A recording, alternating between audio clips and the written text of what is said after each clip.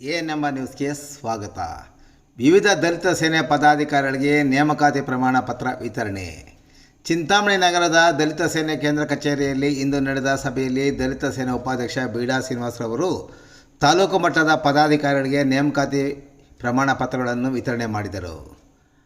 ಅವಿಭಜಿತ ಜಿಲ್ಲೆಯಾದ ಚಿಕ್ಕಬಳ್ಳಾಪುರ ಮತ್ತು ಕೋಲಾರ ಜಿಲ್ಲೆಯಲ್ಲಿ ನೇಮಕ ಮಾಡಿರುವ ದಲಿತ ಸೇನೆ ತಾಲೂಕು ಘಟಕದ ಅಧ್ಯಕ್ಷರು, ಉಪಾಧ್ಯಕ್ಷರು, ಕಾರ್ಯದರ್ಶಿ ಮತ್ತು ಖಜಾಂಚಿಗಳಿಗೆ ಈ ನೇಮಕಾತಿ ಪ್ರಮಾಣ ಪತ್ರಗಳನ್ನು ವಿತರಣೆ ಮಾಡಿದರು.